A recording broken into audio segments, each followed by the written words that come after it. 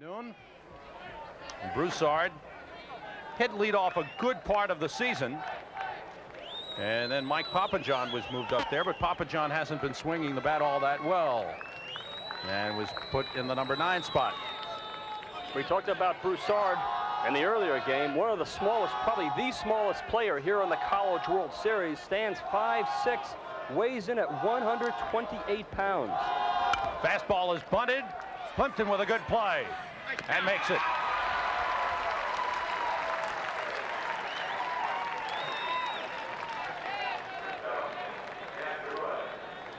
Mike Jenkins coaching at first for LSU, and on the lines at third, as I mentioned, Ray Smokey Laval, the assistant coaches. That was a nice play by Plimpton getting off the mound on that bunt. We said at the top of the show that LSU is going to try to make things happen, try to put pressure on the defense. But again, understand, Maine plays extremely well defensively. Jeff Rabelais, the senior shortstop, batting second in the order, steps in. A good eye. He leads the team in walks. And hitting Plimpton, 294, is a good contact hitter. Plimpton is a good athlete. Once he releases that ball, he's a good fielder out there. Here a little up on the left side of the infield. The third baseman, Dutel, is playing even with a bag, and the shortstop, Bordick, is up about 3 steps. There you see the left side. Outfield playing straight away on Jeff Rabelais.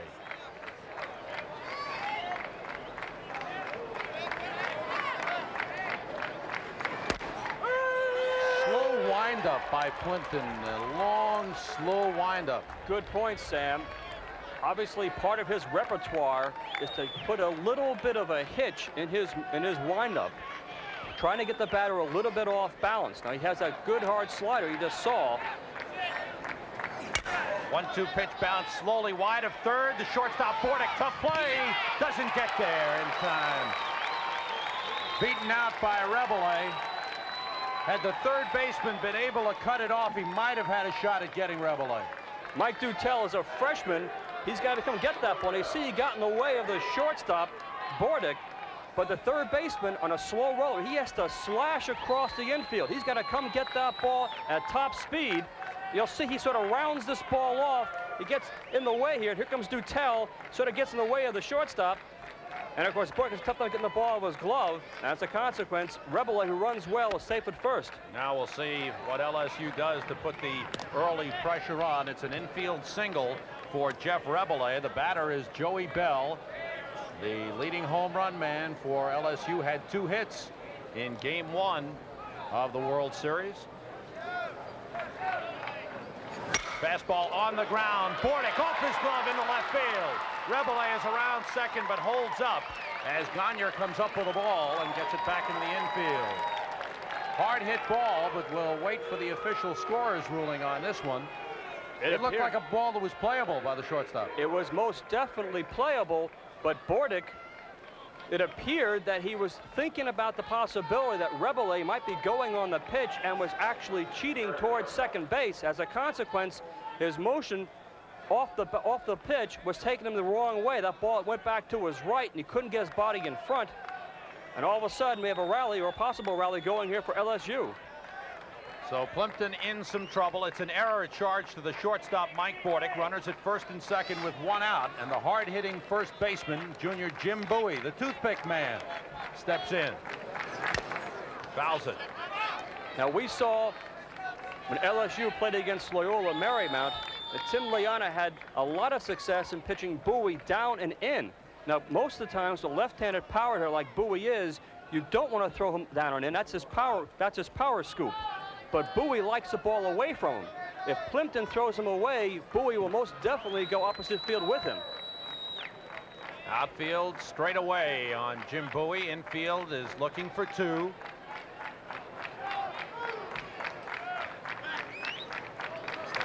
Good fastball from Plimpton.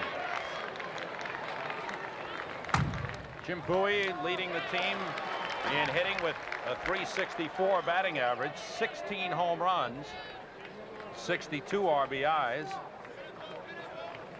Another California product. He's from Tucson, California.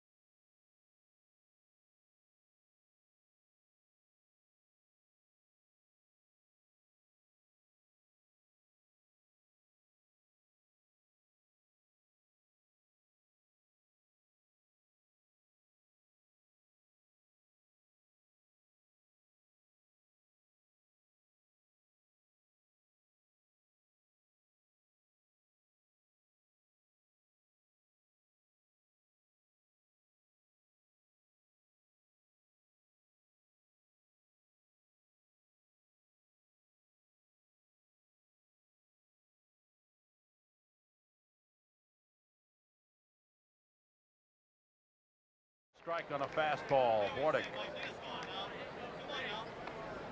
having a good season.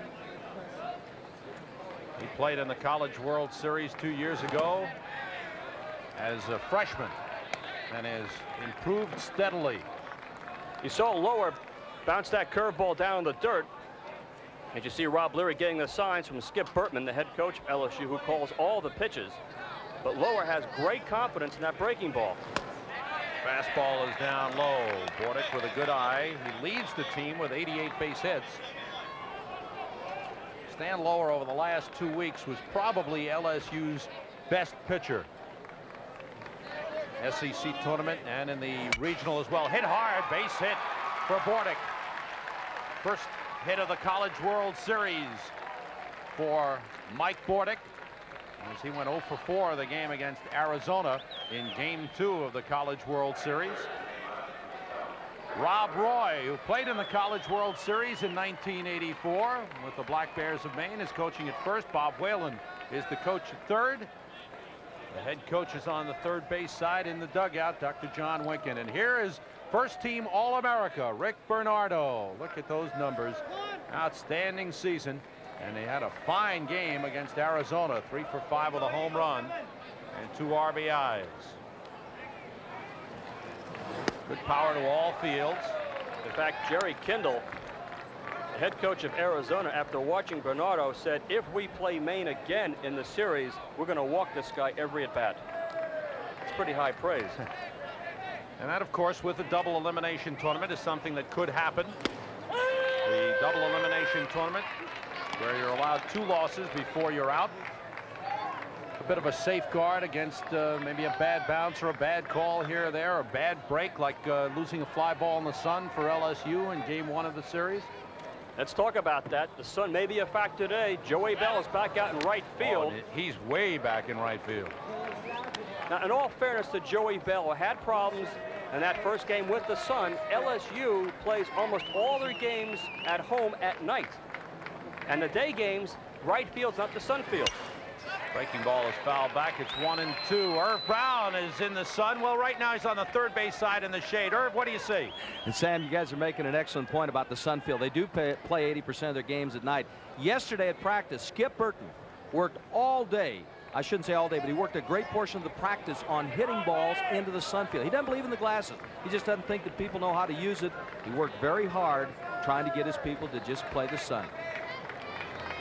1 man out, runner at first. Bottom half of the first inning, the runner goes. Pitch is taken. The throw down by Leary, not in time. Bounced away from Rebele, and Bordick has a stolen base. So it's Maine willing to make things happen, trying to make things happen, behind 2-0. You see a breaking pitch comes in. Leary has a solid arm, but on a breaking ball, and Lower takes some time to come onto the plate. The throw is in the dirt. Rebele, good job in knocking this ball down, or else it goes to the center field. 18th stolen base for Mike Bordick gives him the team lead, 1 ahead of center fielder Gary LaPierre. Count is 2-2 on Rick Bernardo. Breaking ball hit in the hole. Nice play by Bowie. Turns, goes to Lower, just in time. Lower not quick getting over there, and just did beat Bernardo. That play was made by Lower, who really had to sprint to beat Bernardo. Bowie really ranging far to his right, twists nicely, takes his time, throws a strike to Lower on the run, just beats Bernardo. The key to that play is Bowie gives Lower the ball early. You could always run to the ball like a wide receiver, just like pitching that ball up, then find the base. What you can't do, Sam, is try to find the base while you're trying to find the baseball. Bowie made a good play. Here's the cleanup man, Dan Kane. He had a home run in the game against Arizona. Went the opposite way over the right field fence. 2 men out. Runner at third for Maine. LSU leading 2-0. Scoring 2 runs in the top half of the first inning. And as you watch Dan Kane, he's a notorious late swinger at the plate. Breaking ball stays inside. See how he holds that bat and his elbows locked in. It's very tough for a big guy like this to get that body opened up. So a lot of times he will swing late, the ball will go shooting off in the right field. They're giving Kane the left field line as Hartwig shades towards left center. Papa John in center shaded a bit, about 3 steps towards right. That breaking ball stays inside. Joey Bell is straight away in right field and deep. You got a shot there of Dan Cain's hands. John Winkin says this boy is a good old backwoods Maine axe swinger.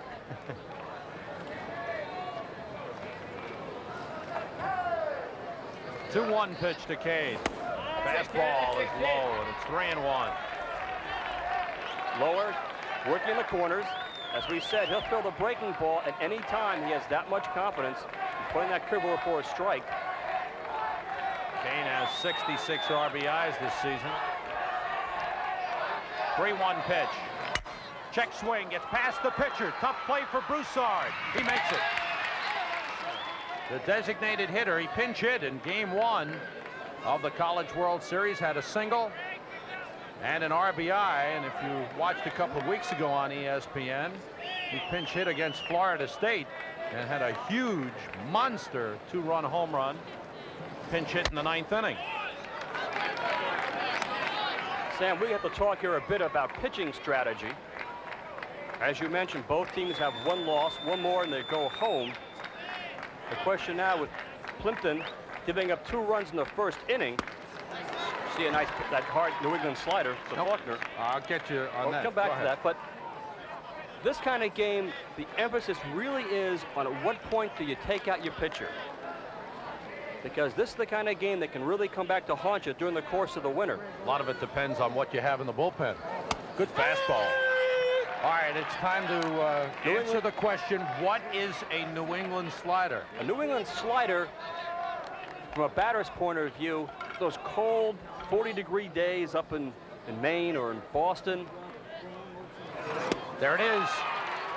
Go ahead. Okay, and you have a situation where the guy gets you just like that.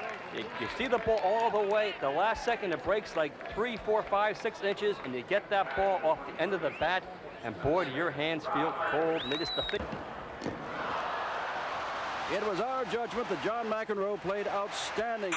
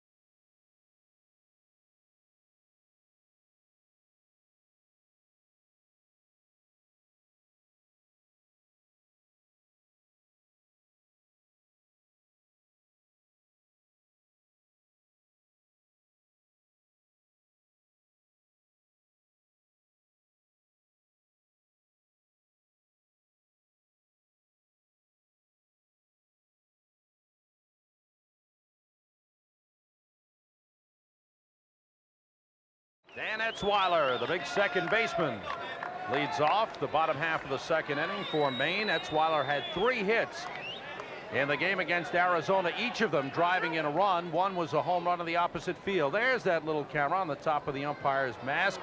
It's attached to a light battery pack on his belt, and it'll give you a great view of the ball coming in from the pitcher. We'll cut it in for you several times during today's ball game. I think you'll enjoy it. Well, speaking of Etzweiler, Sam, if I'm having a basketball game between second basemen, I think I'll go with Etzweiler as my first-round draft choice. Over 5'6", 128 Broussard. Etzweiler, not the traditional size for a second baseman. Now, you know second baseman pretty well. He's a pretty big guy to play second base. You would think a guy that big, as you said, 6'2", 6'3", about almost 200 pounds, wouldn't have the agility out there. Fastball is fouled back. Looking at Etzweiler, he reminds me a lot of Tony Kubek. Yes, he does. Who was an outstanding shortstop for the New York Yankees. Big and rangy. Yes, yes. But Big again, arm. you usually want somebody at second base kind of quick, the quick feet, that kind of thing. You don't normally see that in a second baseman, but Etzweiler's turned 58 double plays this year, a New England record. Goes with a pitch and fouls it out of play down the left field side. Etzweiler straight up and down at the plate. John Winkin thinks he's just beginning to develop into his potential, and as you see those numbers there, had a real good year. He's also one of those Southern ball players. from Allentown, Pennsylvania. A walk-on at Maine. Fastball just missed outside. Good pitch by Lohr. Yeah, Winkin, he's so delightful. He's so honest. Yeah, he said this kid's a walk-on because his parents used to go skiing in Maine, and they like the state. Dr. John Winkin, 40 years coaching baseball, 12 at the University of Maine in Orono. Breaking ball on the ground to second. Broussard with a good hop. On to Bowie. One man out. Irv Brown, what's it look like at field level? Well, you know, I wanted to visit with Rick for a minute. These kids are good-looking athletes from New England, and there's no better proof of how well they're thought of. The Southern schools are recruiting them. I've always felt, Rick, that kids from New England know how to play the game. They know what's going on. Oh, they sure do. And keep in mind, kind of an oddity here, Maine's been to the World Series a number of times. So in essence, they're the veteran ball club. This is LSU, the Southern ball club. This is their first trip out here. 5th time in the last 6 years that Maine has played in the College World Series. Here's Bill Reynolds, the catcher, having an outstanding year. 17 home runs, had 5 home runs in the Northeast Regional, 4 straight in the game against St. John's in the final that eliminated the Redmen. And you'd think that hitting 4 home runs in one game would be quite an accomplishment. Nice play by the third baseman, Yurton. 2 men down. But the fact of the matter is, Reynolds did it once before, back in '84 in a summer league game up in Maine, hit 4 home runs in one game. Bill Reynolds hit the ball well. Here's Don Hutchinson, the right fielder. Now, numbers 7, 8, and 9 in the order for Maine went hitless in the game against Arizona, had 5 strikeouts, and did not get the ball out of the infield. And that's got to be a bit of a concern for Maine. Definitely has to be. Now, Hutchinson has a sprained ankle. He usually runs pretty well, but his left ankle is taped up. He sprained it a couple of weeks ago, sprained it rather severely. He's still playing, doesn't run great right now, is in there for his defense. Got a good arm and has been hitting well this year, hitting at .345 coming into today's game. In fact, normally he is the leadoff batter for the Black Bears, but today, because he's not running that well, he's down number 7 spot. Very patient hitter. He's sort of a table setter. Fastball is low. Count is 2-1. Outfield playing rather shallow on Hutchinson. Bell is over in right center, giving Hutchinson all of the right field line. Bell is very shallow in right field. A lot of room behind him. Hutchinson can certainly turn on the ball and pull it. Down the third base line into left field, a base hit for Hutchinson. He makes the turn, but he'll hold on as Hartwig gets the ball into the infield quickly. So a 2-out single for Don Hutchinson gives him his first College World Series base hit. Yurton's an excellent third baseman. He was creeping up for the post. We see he's on the grass there. That ball would just squirt by to his right. Take a valiant effort to knock it down. Full-length extension of the body, but that ball goes through. Now Hartwig, because of his speed, hustled over and got that ball and kept Hutchinson to a single. Here's Dave Gagne, the left fielder, co-captain of this team, and a real inspirational leader. Maine was 9-16 early in the season and turned things around. One of the reasons, the leadership of Dave Gagne. Oh, what a great story behind Gagne. Voted the co-captain, even though he wasn't a starter. In the fall, he was on the B team, and John Winkin, and this is the quote, he said, "This kid couldn't play for any other Division I team in the country. But he's such an inspirational kind of guy. He makes things happen, gets the job done. He runs well, but honestly, Winkin says, the tools just aren't there. He does it just by pure heart and grit alone." Just has a tremendous desire to win. Pitch is over. Count is 1-1. 2 men out in the bottom half of the second inning. Gagne stands 5'9", 170 pounds. He's from Orono, Maine. John Winkin puts a great deal of emphasis upon his players and their heart. They inside that intestinal fortitude to get the job done.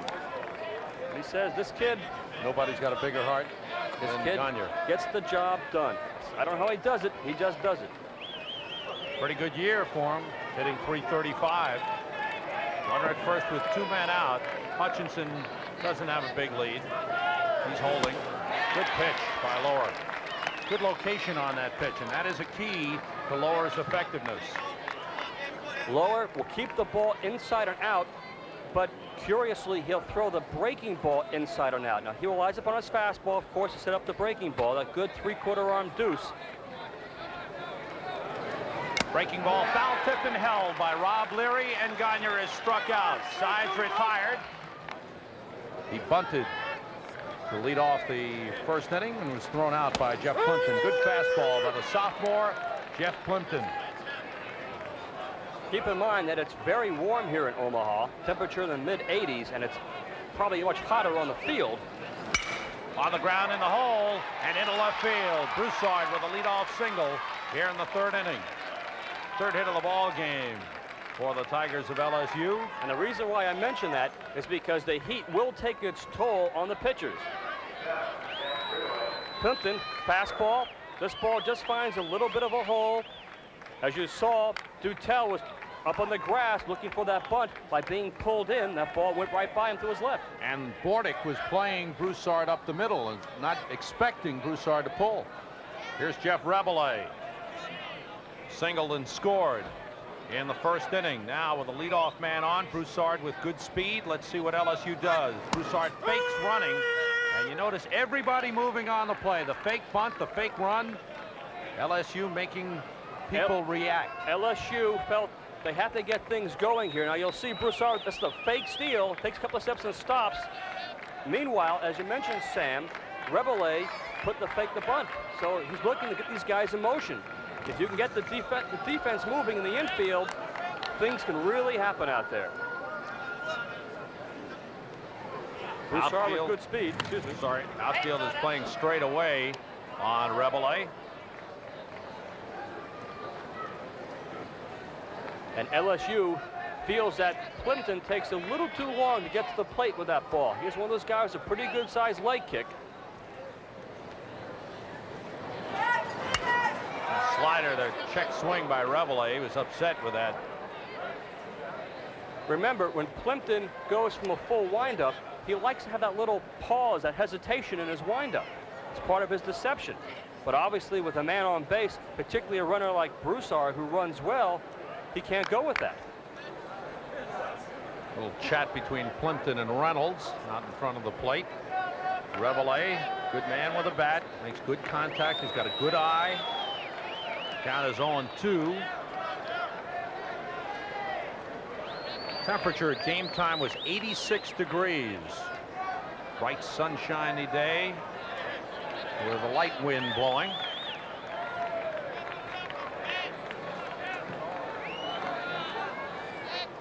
Soft toss to first base. In a game like this, every pitch counts, so you can't have any wasted motion out there in the mound. We saw that yesterday with Jeff Bronke of Oklahoma State. He ran out of gas in a hurry, and it cost him. On the ground, again in the hole. Bordick gets there and doesn't have a play. Broussard beats it. Now that's twice in a row we've seen Bordick shading toward the middle and the ball hit in the hole, and he hasn't been able to make the play. That's a good point, Sam Rosen. Again, Dutel, the freshman, playing top on the grass, looking for a possible bunt, possibly. But again, this ball gets way past him. No range to his left. There's no play at all at first base. But Broussard, who runs well, runs in there standing up. It's an infield single. Runners at first and second with nobody out. And here is an early pressure-filled situation for the Black Bears of Maine. Joey Bell steps in. He reached on an error by Bordick, the shortstop, on a hard-hit ground ball in the first inning. He also scored on Jeff Yurton's double. That pitch way outside. You can see Plimpton now going to school on Bell. Does not want to get that ball too close inside where Bell can really turn on it and put one out deep in left field. Bernardo is playing up at first base, up on the grass, even with the grass line. There you see him. just guarding against a possible bunt, but Bell is up there swinging away. Again, this comes into play with scouting reports. Now, Bernardo just said up on the grass for a possible bunt. But Skip Bertman says, hey, this guy's up there to swing the bat. He's not up there to bunt or take pitches. He holds our career home run record at LSU, and he's only a sophomore. And Plimpton has to know from a scouting report that Bell goes well to right field. You throw him away, he'll go to right field. A lot of things happening out there in the mind of the batter and the pitcher. Playing Bell straight away. Runners at first and second. 2-0 pitch popped up. It's playable in the infield. Dutel in foul territory. Puts it away. Big out that time for Jeff Plimpton. I'm sure Joey Bell, you know he wants that pitch back again. This is from the umpire's camera. Joey just got under it just a little bit, got that ball off his hands, and set up a skyrocket. Of course, no infield fly since that ball was in foul territory. Rabelais, the runner at first. Broussard is at second. One man out. Sophomore Jeff Plimpton. Let's see now if Maine can use that double play combination. Here's Jim Bowie in his first year at LSU, coming over from Sacramento City College, where he played junior college baseball. Good pitch on the inside corner again as they go inside to Bowie, who, as you see, crowds the plate. In fact, his arms are actually over the plate. Here it is. The book, of course, on Bowie, that low breaking pitch that Plimpton got him on the first time. Once again, he says, okay, let's see, hit that pitch. And so far, Jim hasn't gotten to it. Now the question is whether Plimpton can consistently put that ball there. Love that umpire's camera. What a shot. That's terrific. Best seat in the ballpark. Bordick trying to sneak in behind Broussard. Fastball just inside. Count is 1-1 on Jim Bowie. One man out. Runners at first and second. We're in the top half of the third inning. LSU having scored 2 runs in the first inning, leading 2-0 over Maine. Plimpton really working that inside corner. Remember, Bowie wants that ball away from him. Staying inside, but that one is low, and the count is 2-1. They wanted to appeal it from the third base umpire as far as Bowie going around, but he didn't. John Winkin sits down with his starting pitchers before every game and goes to the other team's lineup from top to bottom, the strategy and how they're going to pitch him. There's John Winkin. Dr. John is his known.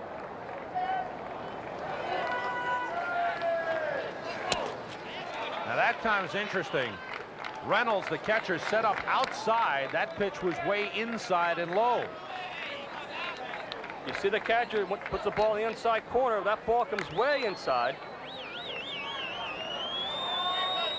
Count is 3-1 on Jim Bowie. And the dangerous Jeff Yurton is on deck. Again, the fastball low and inside, and Bowie couldn't handle it. Now, Bowie, who's a good hitter at adjusting, right now he's saying to himself, you know, I'm yanking my head on that pitch. I see it well. I see it come the first 40 feet. At the last second, it drops out, but I'm turning my head. It's a basic sort of little league or high school mistake. He's got to keep his face in there and see the ball the entire way. Runners are going on a 3-2 pitch, and he lost them. The bases are loaded. So Skip Bertman had his runners going with one man out on the full count pitch. The bases are loaded for Jeff Yurton. Plimpton once again trying that work the inside corner. This time he just misses inside a little too close. And Bowie adjusts and holds up, gets the walk. Like a slider. They try to get Bowie to bite on, but it was way inside. Here's Yurton, who doubled the left center field to drive in the 2 runs for LSU. And Dr. John Winkin is on his way to the mound. Have a little chat with his pitcher, Jeff Plimpton. There's nobody warming up in the bullpen for Maine. So this is just a strategy session on how he wants to pitch Jeff Yurton. Irv Brown is keeping an eye on Jeff Plimpton. What do you see, Irv? Went back and took a look, Sam, with the scouts. He's throwing 89. He's getting a decent movement. He's running the ball a little bit. Problem to me is everything looks the same from ground level. He really hasn't taken much off. Maybe that's why they've been able to time him for the number of base hits they have at this time, 4. Good point. Remember, I mentioned that he uses that deception out of the full windup, but that hesitation in his windup. He can't do that, of course, with men on base. As a consequence, I should say the pitch is very easily picked up by LSU. Infield looking for 2 from Maine. Third baseman Jeff Yurton. Plimpton pitching from the stretch with the bases loaded. That pitch is inside, looked like a slider. Yurton, a senior from Rancho Cordova, California. It's only the top of the 3rd inning, but it is a critical part of the game here. Yurton is a very dangerous hitter. He usually makes contact, hits the ball hard. Just missed outside. He's got a good eye as well. Yurton, leading the team in doubles, came up with his 24th double of the season in the 1st inning. That's what prompted the visit to the mound by Winkin, just to make sure Plimpton was staying within himself, not overthrowing, not being too fine.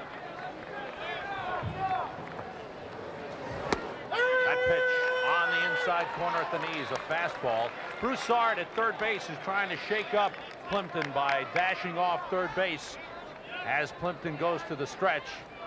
Or perhaps he's hiding behind third base. He's not that small. Down is 2-1 on Jeff Yurton.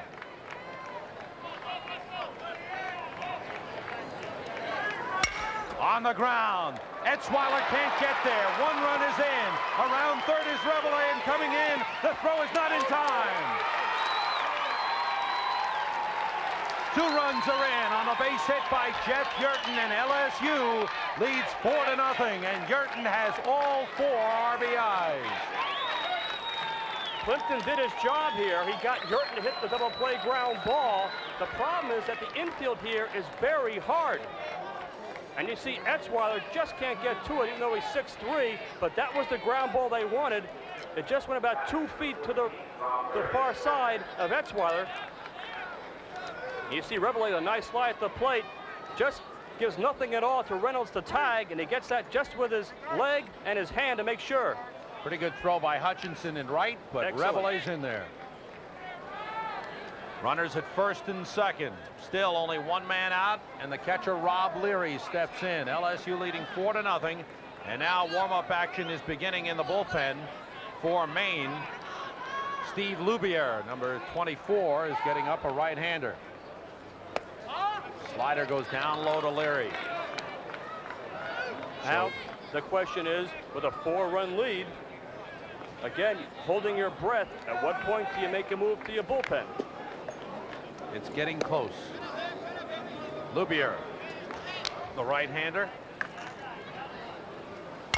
Hit on the ground to third. Dutel juggles it, goes to second in time. Throw to first is not in time. An interesting play because Bowie held up between second and third. Yes, and he Dutel did. made the throw to second for the force. Again, the freshman down there at third base, and you always wonder the freshman, he sort of boots this ball, finds it. Now he's a little bit shaken by the fact that Bowie's right there. He could have gone after and tagged Bowie to make sure of 1, but if he does that, there's no way he's going to get 2 on the play. And by juggling it, that lost the chance for the double play right there. And Etzweiler with an excellent pivot to get out of the way of the on-charging Yurton. They almost turned it, though. Here's Craig Faulkner, who struck out his first time up. 2 men out. Hit in the air off the first base side. Bernardo couldn't find it in the sun. Etzweiler comes over and misses it off his glove. Fighting the sun all the way. He had the glasses down, but seemed to shy away from the fence a little bit, and it went off the end of his glove. One of the problems of not knowing the ballpark is you see Etzweiler just sort of dancing out there, doesn't know how far he is to the fence, when in reality he's at least a good 10, 15 feet away. He's right in the warning track right there, had plenty of room. You got to find the fence and then come back. Even with the sunglasses on, it's still a tough sun, and of course it is breezy here. Count is 1 strike on Craig Faulkner. Walker, the second string catcher, is the designated hitter today. Good slider by Plimpton. That's his bread and butter. That's his pitch. That slider. You got to wonder now with LSU. Leary doesn't have great speed at first, but you never know. They want to make things happen out there. 2 strikes to Faulkner. Fastball misses. The runner goes from first to throw down, goes through, and they'll score. Bowie is in. Leary is hung up and is tagged out by Etzweiler, but LSU gets the run. They work the double steal as Bowie scores from third, and LSU leads 5-0. And Mike Dutel, the freshman third baseman, stands in. Pronounced Dutel, as checked out by Rick Wolf.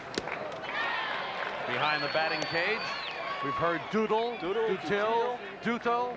I said, Mike, what's it going to be? He said, it's Dutel.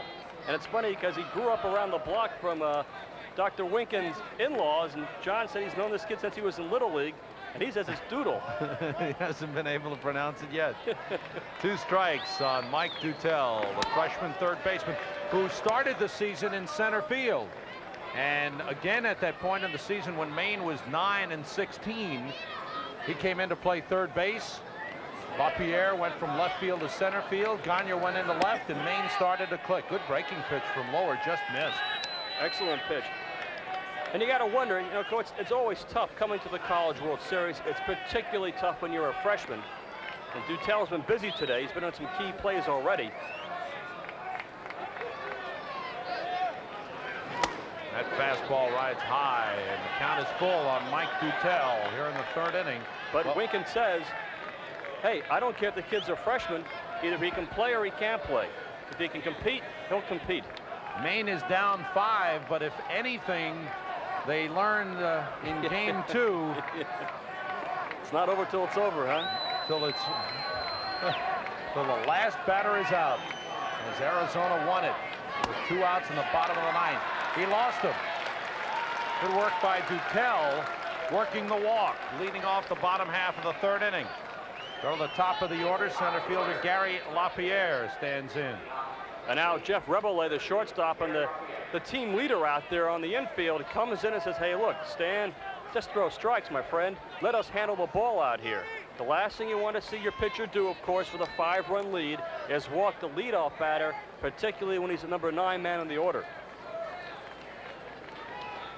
LaPierre has 86 base hits. Tries to bunt and fouls it back. Lubier continues to warm up in the bullpen. That's because he's been a starting pitcher all season long, needs some extra time to warm up. So he continues to work, and either to start an inning or at least be ready in case Plimpton gets into further trouble. Good point, Sam. There is a difference in mentality between a starting pitcher and a relief pitcher. Relievers love to get up and get that adrenaline going in a hurry, and the starters take a little more time. They want to get into the groove a bit more, make sure all the joints are working. So John Winkin knows if he brings in Lubier to pitch, give him a few extra minutes to warm up. Again, he's not accustomed to being a relief pitcher. That pitch is on the outside corner. Count is 1-2. LaPierre, another hitter who stands way off the plate. And if you can thread the needle on the outside corner, got a good shot at getting him. We see that a lot in the World Series. All these kids way back in the box, way off the... That bat, he can't, with his practice swing, he can't get the outside corner. Fastball hit slowly to third. Yurton to Broussard for 1. On to first. Not in time.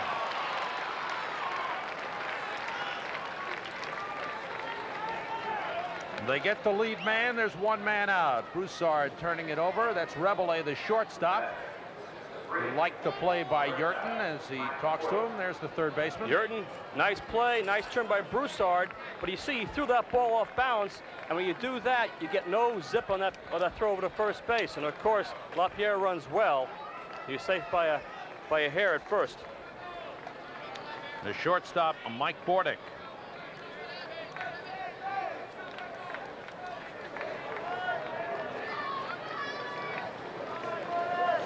Breaking ball hit up the middle. Rebele steps on second, on the first for the double play. Craig Faulkner leads off. He was at bat when the inning ended in the top half of the third on the steal in which Bowie scored. Leary with that delayed steal was tagged out, but the play worked for LSU as he got the run. Fastball down low. Plimpton, Jeff Plimpton, the starter, went 3 innings, allowed 5 runs, 3 of them earned, 5 hits, walked 1 and struck out 2.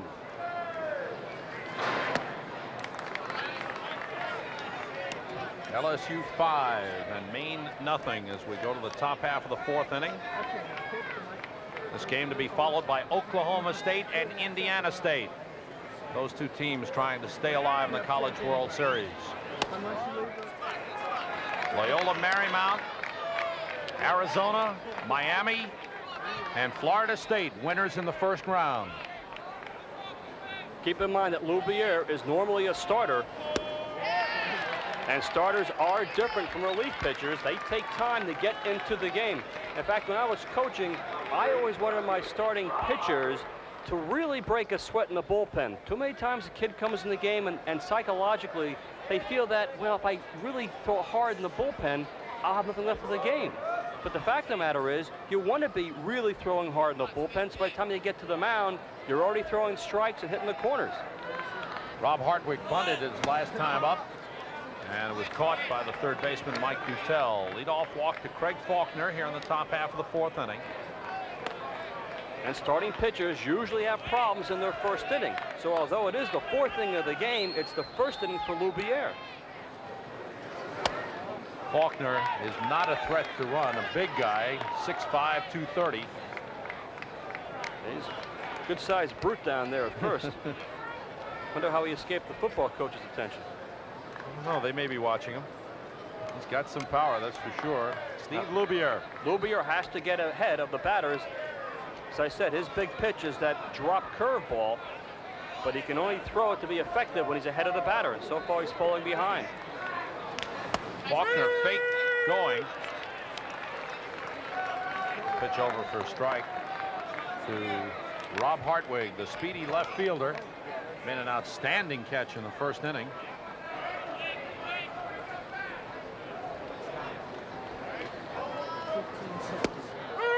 Fastball at the knees. We've talked about the fact that Hartwig stands a pretty good distance from the plate. He has made an effort to get a little closer, Sam. But it appears he's still a pretty good 2-3 feet from home plate. And again, you can see swinging that bat, getting to the outside corner, it's going to be difficult. Most kids, when they swing the stick, they stride towards the pitcher. Very few actually stride into the pitch. And Hartwig does stride towards the pitcher, not into the pitch. On the ground, again in the hole. This one's into left field. And that same ground ball has happened to Maine at least 3 times, actually 4 times. One time it went off the glove of Bordick at short. What's happening here is Bordick feels that Loubier and Plimpton aren't going to be pulled by LSU. As a consequence, he's playing close up the middle, close to second base. So he has no chance in that ground ball. If he starts playing a little closer to third, those are routine plays. That's right. He's accustomed to his pitchers overpowering the opposition. And these guys, they aren't doing it. They don't have the good pop on the fastball against the Tigers. 6th hit in the ball game for LSU. Irv Brown, what do you see from your vantage point? Well, I wanted to visit with Rick for a minute, Sam, about infield alignment. Eddie Stanky, Rick, always felt that that third baseman should play over. Here they go. They're running, and they've got it stolen. Faulkner steals. Who said he wasn't a threat to steal? Said he was a pulling guard. Wow. Got a great jump, and he stole the base. The fake bunt by Papa John at the plate. Can you imagine in the LSU dugout, Faulkner steals a base and Hartwig stays at first? He'll never heard the end of that.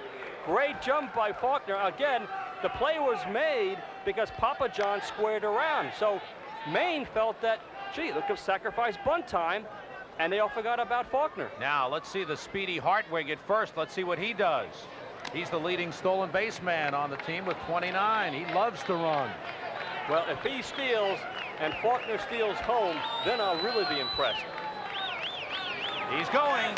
It's foul back.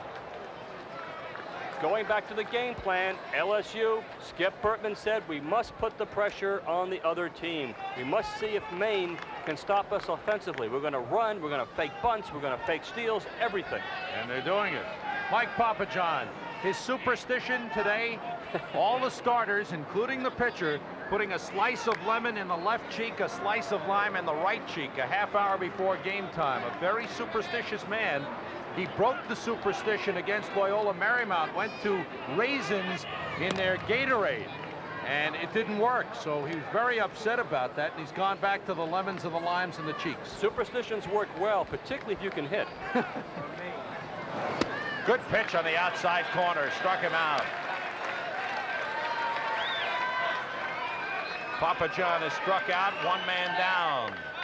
Runners at first and third now. We'll look for Hartwig to run from first base. This is a pitch in which Papajohn just is not going to get the slider on the outside corner. There's no way he's going to get that pitch. That's a perfect pitcher's delivery. An important strikeout for Loubier. Burke Broussard, the second baseman, steps in. Hartwig dives back on the throw down.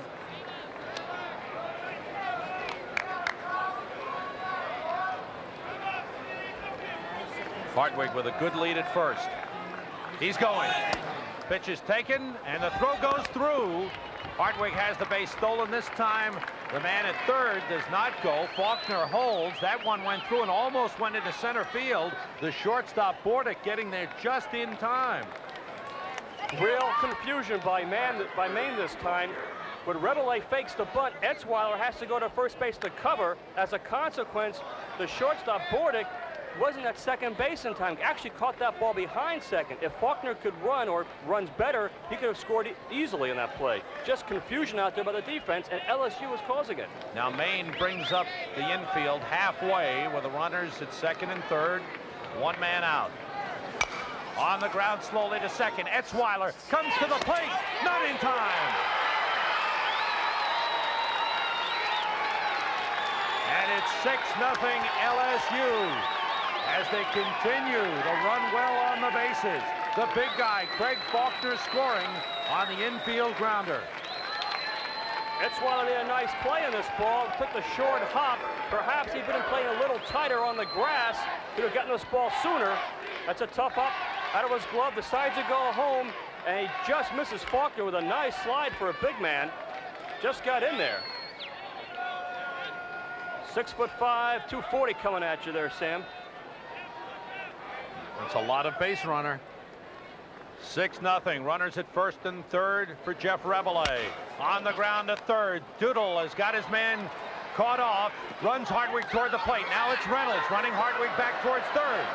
And Hartwig is tagged out. But the runners move up. Good job. And now let's see. Hartwig looks like he is hurt on the play. When he fell down and may have got his thumb caught. Either he wrenched his thumb or he got spiked out there. Good play by Hartwig as he stayed alive in the rundown to allow the runners to move up to second and third. Once you're caught in that rundown situation, as you pointed out, Sam Rosen, once you're dead like that, you just got to keep a thing going until the runners keep moving around the bases. Herb Brown? Thought everybody did an excellent job here, Rick. Run the runner back here.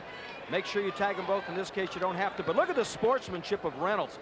He felt that the guy going down dislocated a finger. He immediately signaled to the bench. Did a great job. Evidently stepped on his hand there and did not dislocate a finger, fortunately. Well, Reynolds knows about injuries. He's had a tough time this year with injuries. In fact, in a game against Miami that was televised, he went after a foul pop, and he ran head first into a TV camera and suffered a concussion. He wasn't seriously injured, but he knows about getting hurt. That pitch is in the dirt. Good block by Reynolds. Runners at second and third with two men out here in the top half of the fourth inning. That's Jeff Rebele at second. Burke Broussard at third. And Joey Bell, the right fielder, is the batter. He's 0 for 2. His first time up, hit a hard grounder to short that Bordick could not come up with. And Bell later scored on a double by Jeff Yurton. Yurton with 2 hits and 4 RBIs in the game. Lubier's pitch is high. Count is 2-0. LSU leading 6-0 in the top half of the 4th inning. Junior Steve Lubier. Now Lubier is aware of the fact that he has first base open with 2 outs.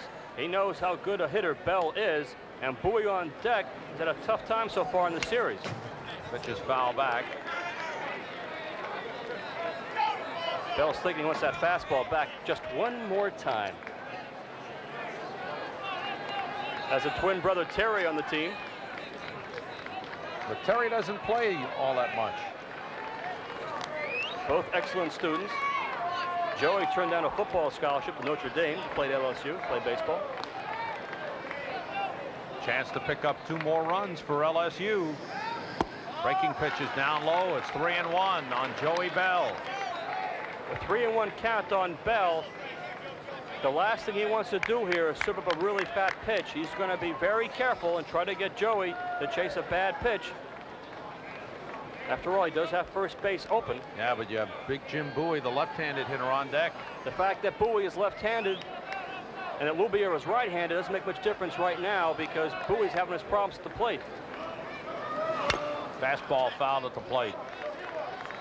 Joey Bell looks like one of those players right now, to me, in the first 2 games that I've seen him, maybe trying a little bit too hard to impress here. He's had such a great season, was the MVP in the regional tournament, has had the big home run and RBI numbers for LSU. Just looks like he may be trying a little bit too hard.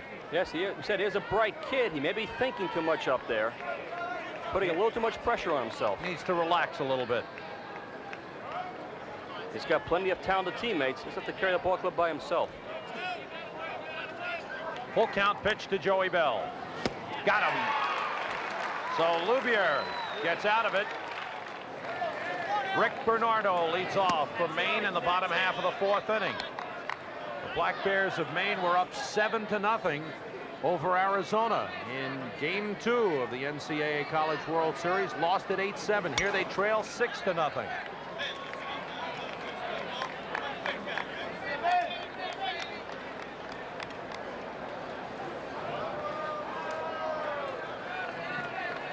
Rick Bernardo, first-team All-America, the first Maine player to ever be a first-team All-America. And although he's obviously into this game right now, he's got to be thinking about tomorrow and that Major League free agent draft. Part of the distraction that affects some of the players here. Well, it's always difficult. Now, Bernardo's never been drafted, even though he's an All-American, never been drafted, and he's a senior. Hits that one hard to left center. Hardwick won't be able to get that one. One bounce to the wall. Bernardo is on his way to second. Makes the turn. He's going for 3. And he will make it. A dangerous gamble. Down 6 runs. But Bernardo makes it. Most definitely a dangerous play by Rick Bernardo. It is a big ballpark. He does run well. But as you pointed out, Sam, he's down by 6 runs. You might as well stay at second base in scoring position, particularly when the ball is hit to left center. Now here with Papa John falling down, that's what Bernardo saw. He did, and you see he's hurt out there. And in fact, right now, they have the medical crew out there looking at Papa John, but Bernardo keeps coming. That head-first slide, he makes it easily. But again, if he had been thrown out at third base, you'd have to wonder about, boy. And if Papa John doesn't fall down on that play, I don't know if it was his left ankle or his left knee. He's limping a little bit. Well, when he got to the warning track, the warning track is kind of made up of gravel and loose sand. So what happens is when he went off the turf of the outfield grass, watch his left ankle here. He just hits and he goes, whoop. It's like being on the ice. You see a turn on him. He tried to dig his foot in to get the rebound off the wall, and he got the ball, but at the price of hurting his leg. Now remember, Papa John, his trademark in this game is speed. So the last thing he wants to do is hurt his feet or his legs. Runner at third, nobody out for Maine, and Dan Kane, the designated hitter, steps in. LSU defense in the infield is back. They'll give up the run. Grounded to Broussard at second. The run scores, and Kane is out at first. Bernardo brings in The first run of the ball game for the Black Bears of Maine. 67th RBI of the season for Dan Kane. Broussard handling the play easily. There's one man out in the bottom half of the 4th inning. Let's talk about strategy here for a second. It is the top of the 4th inning. Rather, the bottom of the 4th inning. It's now 6-1. Maine just wants to chip away bit by bit by bit. They still have plenty of time to get back in this game, and they're going to hope, of course, that the heat and humidity takes its toll on Stan Lower. And curiously enough, the last batter that faced Steve Loubier, Joey Bell, chased a tough drop curve. So Loubier may have this curveball. He could be pretty tough. Good fastball from Lower. Count is 1-1 to Dan Etzweiler, the second baseman. My point is that's how momentum shifts, just like that. One pitcher gets hot, one pitcher gets tired. Before you know it, things can happen. Breaking ball on the ground to first. Hits the bag. Good play by Bowie on the Lower. Fine play by the first baseman, Jim Bowie. As that ball hit first base and caromed off, and Bowie stayed with it. We talked about what a great hitter Bowie is. He's also a terrific first baseman. Not a big guy down there, but you play the ricochet off of first base and you pick it cleanly. Boy, that's tough. Then he made a good throw to Lower. Had to be there. Did that before, too. Fundamental baseball. He knows how to lead the pitcher. LSU will not beat themselves defensively. They are sound, just as Maine is. That's what surprised a lot of people in Game 1 when they lost to Loyola Marymount. When Joey Bell misplayed that ball in right field. Lower's pitch is inside of Bill Reynolds, the catcher. So Lower throw a curveball to Reynolds. Reynolds said the other day of the 17 home runs he's hit this year, 15 came off of hanging curveballs. Hits that one deep to left field. Hartwig going back and can't get it. It's by him to the wall. Reynolds will go in with a double.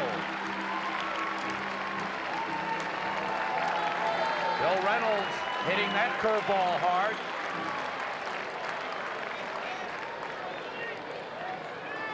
Nice try. A little upset with himself. Thought he should have had it. I thought he should have had it too. Of course, it would have been a heck of a play. Hanging curveball, I just mentioned, he likes that deuce. Really drills it. Hartwig almost, got his glove on it. It's the old saying, get your glove on it, you should have it. Well, it's interesting, you pointed out last time when he made that diving catch in left center field, he didn't get a good jump on the ball. I don't think he got a good jump on this one either. No, he didn't. Again, sometimes you have great speed. You tend to rely on your speed too much. That pitch in the dirt is blocked by Rob Leary. Ron Hutchinson, the right fielder, steps in. Now, we said we've seen 2 balls well hit by Maine this inning. And you saw Lower, telltale sign, drops that good curveball in the dirt. 2 men out and a runner at second for Maine. They've scored 1 run here in the bottom of the 4th. The trail 6-1. Fastball line to third, and Yurton right there to grab it.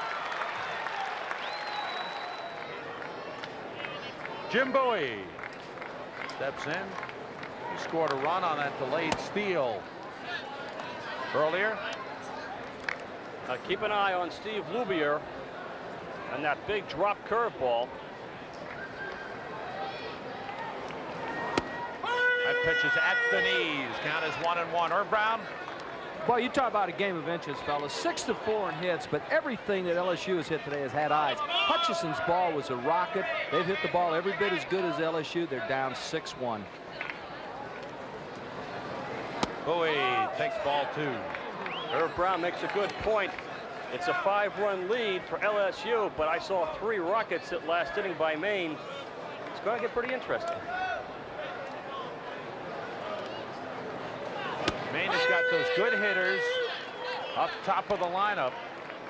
They got 13 hits from 5 players in the game against Arizona. Count is 2-2 on Jim Bowie. And now it's full. 6 runs, 6 hits, no errors for LSU. 1 run, 4 hits, 1 error for Maine. Loubier is kind of what they call sneaky fast to that fastball. Nice, easy wind-up and deliver. That ball comes a pretty good pop to home plate. Lost Bowie. Leadoff walking again LSU with a leadoff man on. That's the 4th time in 5 innings that they've had the leadoff man on. The second man in the order got on in the 1st inning when they scored 2 runs. And here's Jeff Yurton. He has a double and a single and 4 RBIs. He doubled to left center in the 1st inning. 1 bounce to the wall and then hit a ground ball single in the 3rd with the bases loaded to drive in 2 more. That pitch misses. Those 3 pitches in a row by Lubier, all fastballs high. But not missing by much. Well, maybe not, but you throw high fastballs to Jeff Yurton, he'll hit you a gapper. That one got the outside corner. Now, normally, with a curveball pitcher, if he throws his fastball high, he will come back with a good curveball to make sure that he gets the really drives that wrist action down, really forces himself to come down hard with his arm, really almost touch the ground. Bowie dives back. Bowie doesn't have much speed, and Lubier's pretty quick move to first base. That one's in the dirt. There's that curveball. You see that tape on the bat there of Yurton, about halfway up near the label. That's 18 inches from the bottom of the bat. That's an NCAA rule, 18 inches. On the ground, another base hit for Jeff Yurton, his 3rd of the ball game. Bowie will hold at second. He had to hold up to let the ground ball go by him into right field. But Jeff Yurton continues to swing the bat for LSU. Just to conclude that thought about the tape on the bat, that's there to make sure that no pine tar or foreign substance is above that mark on the bat. Look at the extension of his arms. Now you'll see Bowie do a little dance out here. Whoa, excuse me. Got to find that ball both on the base as well as in the field. The catcher, Rob Larry. 2 on, nobody out.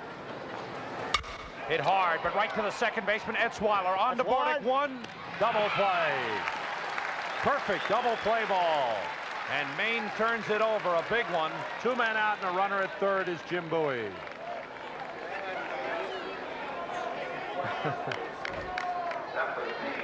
Room service double play ball. Knock it down. Plenty of time. You saw Yurton go out of the base path there.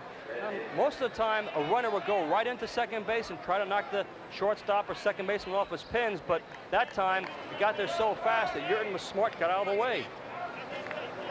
Greg Faulkner struck out and walked, and then scored the 6th run of the game for the Tigers of LSU. Good fastball. Dutel's got a tough play. He's got him. Dave Gagne, the left fielder, leading it off. Hits it in the air to short center field. Rebele going out, and it drops in for a base hit. As Papa John couldn't make the play in center field, dropped between Papa John and Rebele, and Gagne's got a bloop single to start the bottom half of the 5th inning. And now we see what John Winkin talks about, that somehow, somewhere, he's going to get on base for you. He's a battler, Dave Gagne. He was here with the Black Bears in 1984. They went out in 2 straight that year. They're trying to avoid going out in 2 straight this year. They need a win to stay alive. Got a shot there of Leary looking over to Skip Bertman for the signs. Mike Dutel, the 3rd baseman, hits it over the head of the pitcher. Rebele is on second. Throw to first for the double play. Good play by Jeff Rebele, the shortstop. That's a big league play because Rebele, and we said he's so gifted with the glove, it's difficult to grab the ball with one hand. The ball was not well hit. He came charging in. Watch it, grab the ball while he's on the base. He's got to find the base, make the play, and still throw to first base double play. Boy, that's top notch. There it is. He's right there to make the play. I am surprised that Gagne didn't give him a little bit of a pop into second base. He was a sitting duck out there on second. 2 men out, back to the top of the order. Gary LaPierre, the center fielder, takes the fastball inside.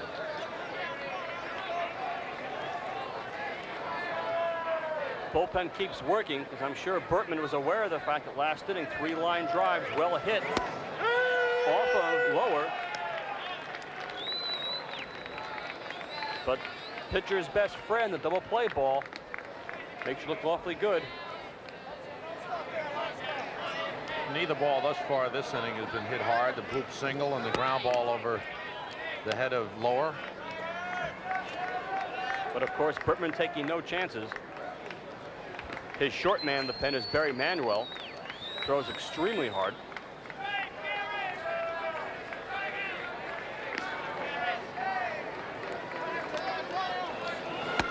Just missed with that fastball. Count is 3-1 on Gary LaPierre. There's Skip, giving the signs to Rob Leary.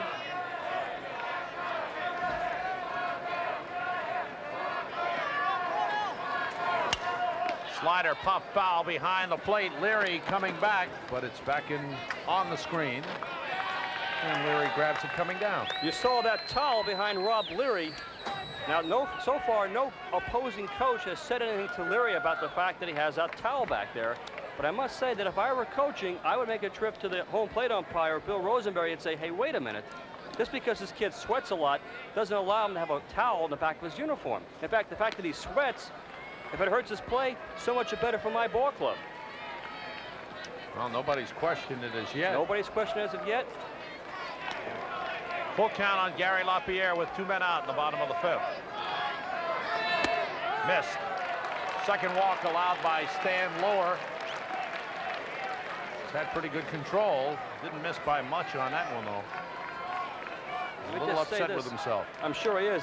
About that towel, Sam, now let me say it's the right way. Nobody's accusing anybody of any chicanery out there, but, you know, it's been known that pitchers occasionally put a little foreign substance on that baseball. You think the catcher would do that? Oh, no. Mike Bordick, the shortstop. Hits the breaking ball foul down the right field side. Back into the bleachers. Oklahoma State and Indiana State coming up tonight. John Sanders, Joe Morgan, and Irv Brown will bring you the action in that second elimination game. The winners of this game will go on and play Wednesday night, so they'll get a 2 days off to regroup, and that'll help their pitching staffs. For the losers today, it's the end of the season, and fine seasons for all of the teams that have made it to Omaha for this NCAA College World Series. Breaking ball hit hard to right center. It's in there for a base hit. Around second, on his way to third goes LaPierre. They're waving him in. LaPierre will score, and Bordick is going for 3. And the throw is in time. He's out. Beautiful relay.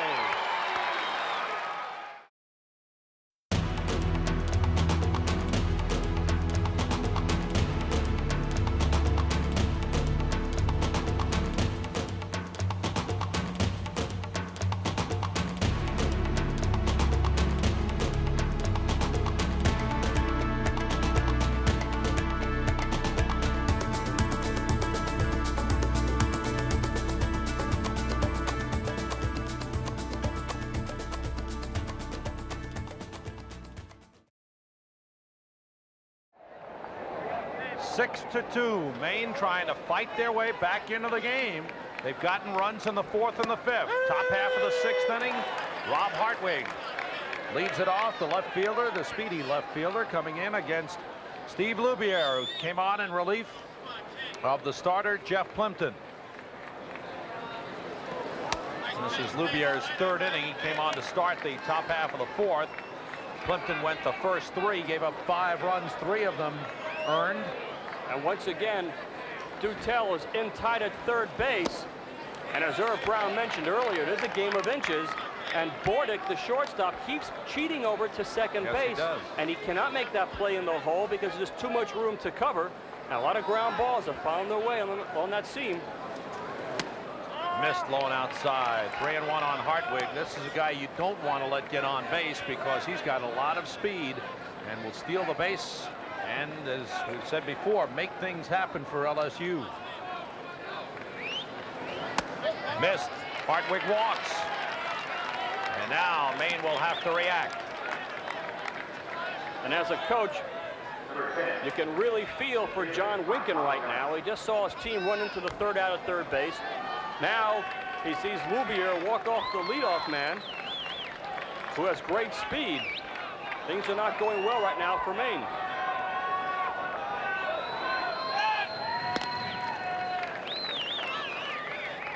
Papa John, possibility, hit and run, bunt. He too has excellent speed. Well, the way he's been hitting, I would think he might bunt. Runner fakes going, strike to Mike Papa John. He wasn't squaring though. He looks down now to Smokey Laval for the sign. He's not hitting well, but sometimes, you know, Sam, you put the hit and run on for a guy, you take all the question out of his mind. He must swing at that pitch. Sometimes that works. Hartwig dives back in. Leading the wrong way that time. Loubier is quick to first base. Nobody out. We're in the top half of the sixth inning. LSU leading 6-2. Another throw over. I think Papa John by now is probably running out of superstitions. He's got to make things happen. Runner goes on the ground down the third base line. Fair. No, it's foul. Just went foul at the last moment. Just kicked foul. That's a break for Maine because, of course, there's no way in the world they're going to get Papa John at first base. And they hit and run. Watch that bounding ball.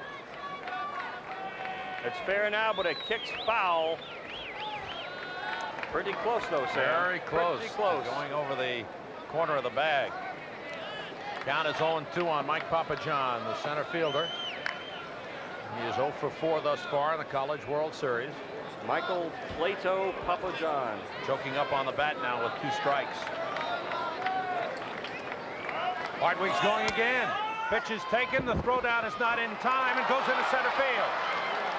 Hartwig on his way to third, and he'll get there. Reynolds hurrying the throw. Put it in the dirt. It skipped past Bordick and Etzweiler, and Hartwig, with his good speed, is on at third with nobody out. If there's one great weapon in college baseball, it's speed. Makes everybody defensively a little more nervous out there. Hartwig finds the ball, and he's off to the races. LaPierre does not have a particularly good arm in center field. And from first to third, and it brings the infield in, and Papa John now is to make contact. Stolen base, error on the catcher on the throw. Second error in the game for Maine. Count is 1-2 on Mike Papa John. Pitch misses low and inside. And the shadows are beginning to play a part in this ball game, Sam.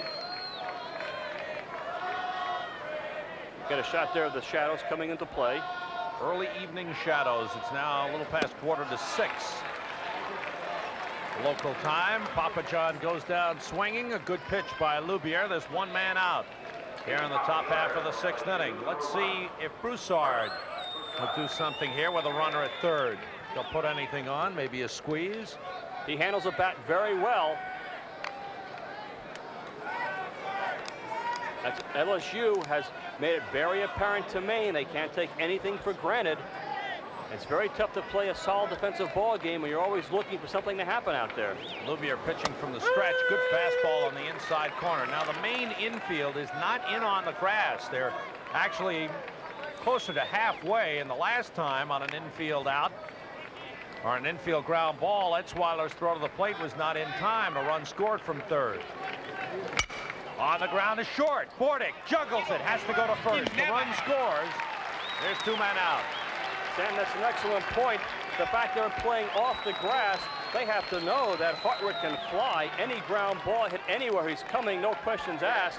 That time Bordick made a nice play, but he got the ball back in the dirt part of the infield. But that time, by the time he juggled the ball and threw to first base, Hartwig was already in the dugout.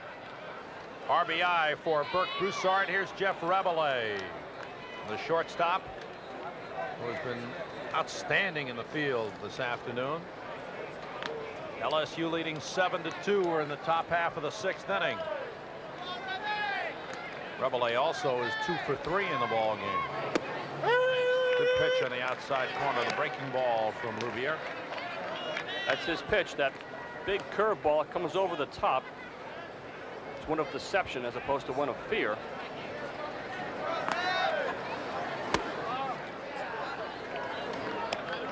Pretty good fastball. Goes up ball inside and tight in the right-handers. Tries to work that breaking ball down and away. That breaking ball is over. Count is 1-2. Once again, between innings, LSU starting pitcher Stan Lower is warming up outside the dugout, just throwing the ball, not really warming up, just keeping his arm loose. And now he walks back into the dugout. Here is the pitch to Reveille, high and inside, and the count is 2-2. Well, they had some long innings for LSU, and as a consequence, he just keep himself loose down there. Surprised with this heat that he wouldn't be loose, or that he would even tighten up. Well, the heat tends to really tire out your legs and your back. It doesn't really tire out your shoulder. If anything, your shoulder will tighten up a bit. So to keep your muscles loose in your arm, keep that lactic acid flowing and circulating and getting oxygen to those important muscles, you got to stay loose. And sitting on the bench, yes, that keeps your back and lower leg muscles in good shape. Isn't much for your arm. Herb Brown, what do you see down there? A very, very loose LSU bench. They were playing putt-putt late last night. Skip does a great job handling them, fellas. He's stolen 2 runs today with Hartwig's speed, the delayed double steal. They're very loose. Up the middle, Bordick gets over. He can go to his left well, that's for sure. He's had trouble going to his right today, but he made the play that time. Here's Rick Bernardo. He led off the 4th inning with a triple and scored Maine's first run. This is the kind of situation that LSU wants to be in against Bernardo. They know that Bernardo is a big man in the lineup for the Black Bears, and they really like it if he has to bat against them, that he leads off against them, and nobody on base. Second time he's leading off an inning. On the ground foul. First team All-America Rick Bernardo came into the game batting .431 with 19 homers, 18 doubles, and 72 RBIs. He keeps his hands way behind his body. It's like a cobra up there. He really tucks his body in, sort of like a Stan Musial type, Sam, and he really turns in the pitch very nicely, very quick. The pitch stays outside. Count is 1-2. Stan Lower on the mound has done a good job for LSU. In fact, there's been only 1 putout made in the outfield this afternoon, and that was on the first batter, the fly ball to left center field. That one popped in the air to short left. In comes Hartwig. He's there to make the catch. Well, that's the second outfield putout. Hartwig has them both. Good pitch that time by Lower. He got inside on Bernardo and fooled him, and the best he could do was to hit it off the inside of the bat on the hands and pop it up to short left field. The designated hitter Dan Kane steps in as you look at the shadows starting to creep out over the infield. You see Irv Brown in his box seat next to the dugout. He's got the best seat in the house and doesn't have to pay a penny for it. Pitch stays inside. Dan Kane drove in the first run, a ground ball to second, back in the 4th inning.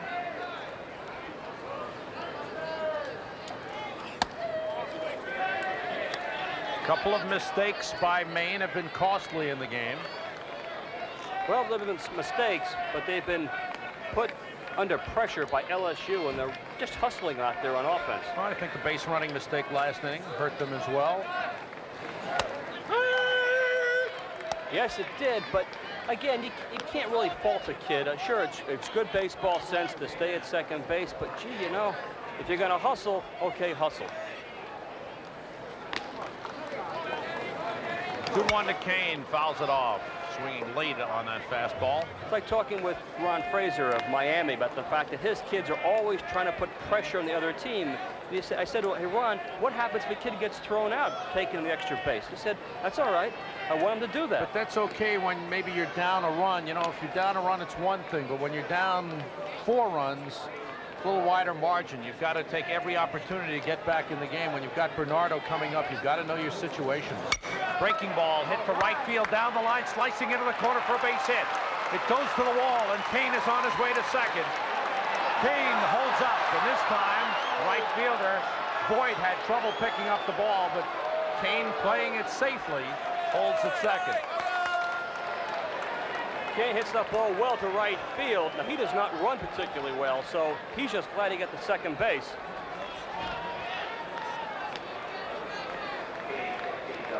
See this pitch on the outside corner. He's a late swinger.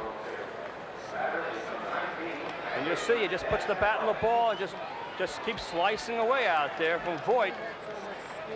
Has a hard time picking this ball up, but fortunately for LSU, Kane gets to second base and stops. It's Jack Voigt, the right fielder, came in to replace Joey Bell. This is Dan Etzweiler, the second baseman. Had 3 hits against Arizona's 0 for 2 today. Hits the breaking ball foul down the left field side into the crowd. 1 man out. 1 runner at second with Maine trailing 7-2. Irv Brown. I'll tell you, Sam, I really think he's tired. They're getting serious in the bullpen down there. It's been a tremendous job by the right-hander, but it is warm, as Rick has pointed out. Could see a change. Don't be too surprised if Skip goes to the pen. The right-hander is Dan Kite. The left-hander is Greg Patterson.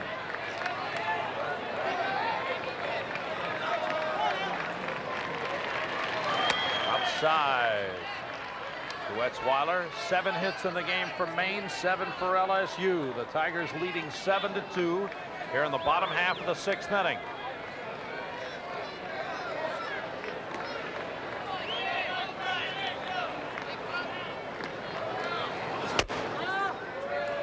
It's 2-1. And Sam, as Irv pointed out, Lower is beginning to have some problems and really pinpointing his control out there. He's a little tight in that pitch, a little high the one before. His velocity has dropped down considerably. And Skip Bertman, who of course is a master when it comes to pitching, not going to take any chances with a 5-run lead. Off the hands, good play by Lower. Had it gone through, it might have been a tough chance for the second baseman Broussard, but Lower able to get it and make the play at first. I keep hammering at the point that once a pitcher throws that ball, he's a fielder. Bends way down, get that ground ball. As you said, Sam, saved a very difficult play for a second baseman, Bert Broussard. Anytime a second baseman to come charging at a ball, it's a real do-or-die kind of play. He also made a big pitch, a real good pitch to Etzweiler in on the hands. Here's a visit from Skip Bertman to find out if he's okay. At this point, Bertman just wants to give him a breather, say, let's talk about it. How do you feel? You're doing fine so far, but talk to me. In fact, you see he's talking to the catcher, Rob Leary, as opposed to talking to the pitcher. When you go out to the mound, you talk to the pitcher, how do you feel? They say, I feel great. You're doing fine. Talk to the catcher. And Leary is a real heads-up kind of guy. Will say, hey, Skip, he's lost it. He's still got it. Let's stay with him. One more batter.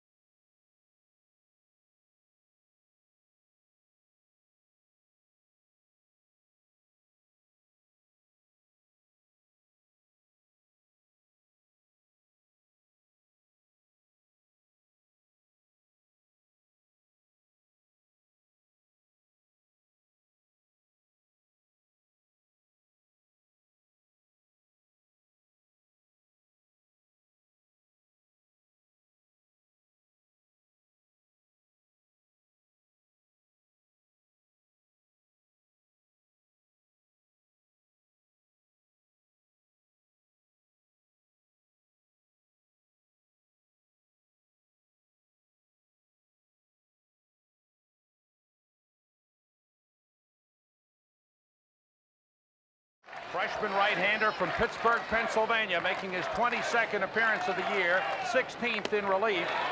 Correction, his 15th relief appearance. Pitching to Don Hutchinson, the right fielder. Hutchinson hit the ball hard his last time up. Lined it to the third baseman, Yurton. That pitch is high and inside. And Sam, just to go back to that scene before, we saw Skip Bertman go out to the mound and then come right back after the home run by Reynolds. Looked like he was pretty irritated. He wasn't irritated at Lower. He's probably mad at himself because he calls all the pitches. He called for that curveball. Count is 2-2 with 2 men out. A home run by Bill Reynolds, bringing Maine back into the game. They're showing a lot of character. This Maine team that suffered a crushing defeat at the hands of Arizona. And the Wildcats won it on a 2-out, 2-run homer by Dave Sherman on a 3-2 pitch in the bottom of the 9th inning. Maine blowing a 7-0 lead, lost 8-7. Here they're down 5-0, 6-0 at one time. Now it's 7-4. Hutchinson works the walk. Left-hander Greg Patterson continues to throw in the LSU bullpen. And quickly out of the dugout comes Skip Bertman, and he's going to the bullpen. You have to wonder with the fact that Dan Cott, who does throw hard, has pretty good stuff, but he is a freshman. And Skip Bertman not taking any chances at all. He sees the walk. He says, hey, let's stop things right here. Let's go with a little more experience. So Kite faces one batter and walks him.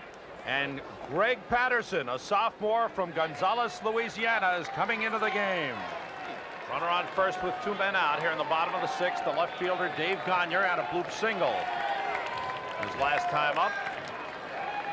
Barry Manuel, the All-America right-handed relief pitcher, is up in the bullpen for LSU. Their hard-throwing short man. That was good fastball from the left-hander, Greg Patterson.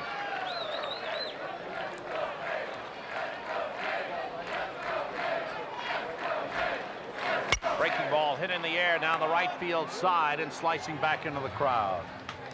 Dave Gagne, good catch. As we said, has been the inspiration for the Black Bears all year. Way to go. Brought his glove, made the catch. Can't go to the ballpark without bringing your glove. I got mine here at my briefcase. Well, if you sit behind the screen, it's useless. You got to sit out there and get the sun in the bleachers, get the souvenirs out there. 0-2. Fastball outside. You know, Sam, I'm really impressed with the way these pitchers in the College World Series really have an idea on the mound. They're just not hard throwers. They really try to paint a picture up there on each batter. So that time Patterson tried to go outside with the 0-2 count, try to keep that pitch away, hoping that Gagne would chase it. Don Hutchinson, the runner at first with 2 men out. Maine scoring 2 runs here in the bottom of the 6th. Good slider. Gagne is struck out. Leary dropped the ball, throws down to first for the putout.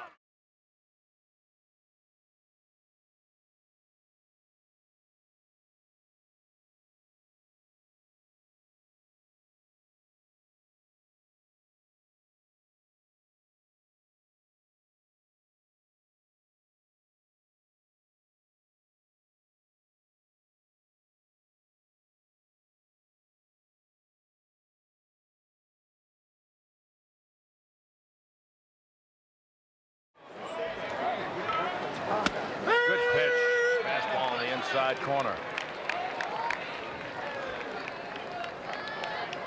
Boyd has some power. He has 8 home runs. Hit in the air to left center field. LaPierre got a good jump on the ball. Gary LaPierre, the sophomore center fielder, plays a shallow center field and got a good jump on that ball off the bat of Jack Boyd. Got a great look that time from behind the umpire. The ball just jumping off the bat. No better feeling than seeing that ball just leave your bat the same way it came in, like a line drive. Of course, it's disappointing when it's caught. Jim Bowie has walked twice in the game.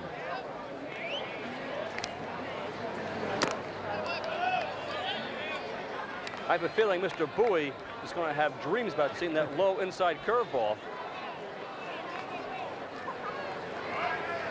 Despite having trouble on that low inside pitch, Bowie's been patient up at the plate. He hasn't really chased it. The pitches he's swung at have been strikes.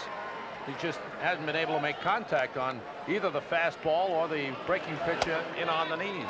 Good point, Sam. A mark of an excellent hitter is the one who will not chase a bad pitch. Now, again, he's not hitting well today. He has a strikeout, but he's walked twice. And is 3-0 right now. Sure. So if you get 2 or 3 walks and keep your offers down to 0 for 1, you keep that batting average around 300 or even close to 400. Good fastball at the knees. As a hitter, you have to know what your strengths as well as what your liabilities are. You have to adjust from what the pitcher's trying to throw you. That's the fastball at the knees. Bowie laid off it, but it was over for a strike. Well, with a 3-1 count, he was looking for the fastball away. The ball came in tight. He says, no, I won't swing at that pitch. Great discipline.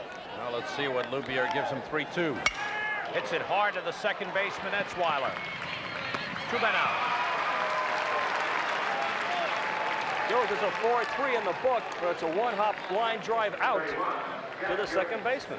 Very disciplined, very patient hitting. Now here's Jeff.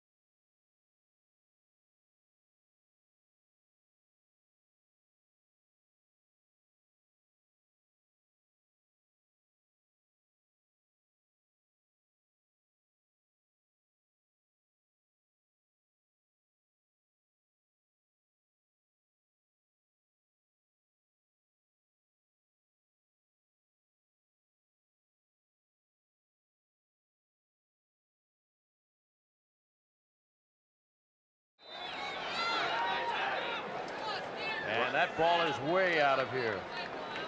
No doubt about it. Third run off Lubier in 4 innings. Good curveball to Rob Leary, the catcher. Maine keeps fighting back, but as soon as they score a couple of runs, here comes LSU again.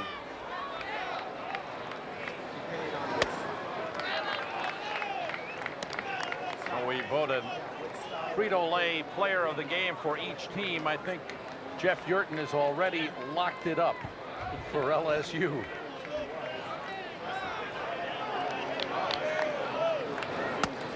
Lubier gets the inside corner. Took a little off that pitch to Leary. You got to have a real good kind of day to lock up that kind of award. It's only the 7th inning. What a day he's had. 2 singles, a double, and a home run, and a good chance to come up in the 9th inning and maybe go for the cycle for Jeff Yurton. Got him swinging. The ball in the dirt. Reynolds throws down to Bernardo for the out, and the side's retired.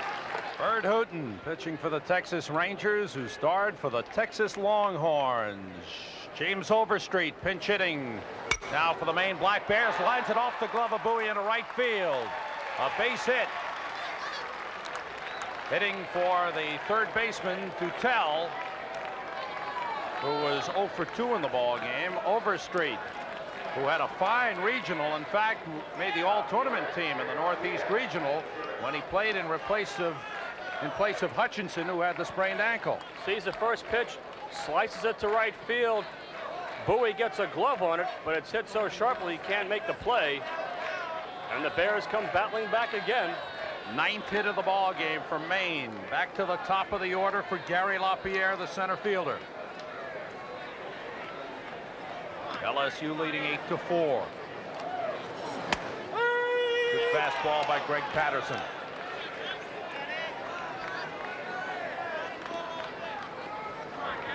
Of course, it's always tough coming off the bench. When you're a pinch hitter, you just want to make contact. The best way to do it off a left-handed pitcher is to go to right field. Again, the fastball. Patterson looking like he's got good velocity. Perhaps you can read the signs this time up for Rob Leary, the catcher. Looking for number 1, the fastball, number 2 of the curve. 0-2 to LaPierre. Breaking ball on the ground to third. Yurton to Broussard for 1 on the Bowie. Double play. The excellent infield defense of the Tigers of LSU turns another double play. Real clean turn that time by Broussard. We mentioned he's not very big, 5'6", gets that pivot in a hurry, gets out of the way. Boy, that was real pretty pivot. Third double play in the ball game for LSU. Boy, the pitchers love that. Patterson watches it go around. Oh, yeah. Yes. Oh, yeah. 2 men out. And Mike Bordick doubled his last time up to drive in a run, but was thrown out trying to stretch it into a triple. He's 2 for 3 in the ball game. Good fastball by Patterson, but just missed. You saw that time Leary put that finger down for a fastball. It's always fun to watch the catcher flash those signs.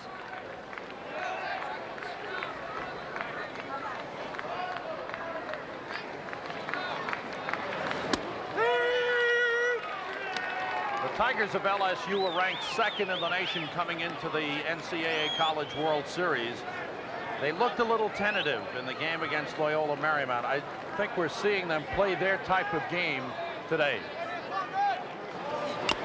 Fastball foul tipped at the plate and still alive. No question about it, Sam. These guys have played all year an aggressive, hustling kind of game. They play solid defense. They really want their opponent to handle the ball, make the other team throw them out, handle the bunt, handle the hit and run. In this game, what a difference from against Loyola Marymount. I love the way the infield is playing though for LSU. That ball fouled out of play. The infield defense has been outstanding all the way around. Bowie has made some solid plays. Yurton has looked great, and the second base shortstop combination is outstanding. Really, just terrific play. Count is 2-2 on the shortstop, Mike Bordick. We're in the bottom half of the 7th inning with LSU leading Maine 8-4.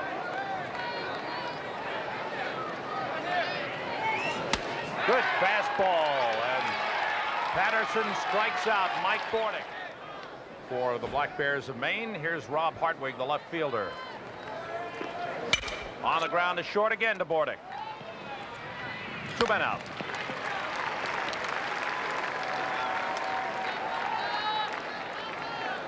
That's Ron Polk, the head coach of Mississippi State. Did a good job of rebuilding his team this year. They finished out of the playoffs in the SEC, but had a winning year, 34-21. He, of course, lost 2 of the great players in college baseball, in Will Clark, who's playing for the San Francisco Giants, and Rafael Palmeiro is now playing Double-A ball in the Dodgers or in the Cubs organization. Good fastball.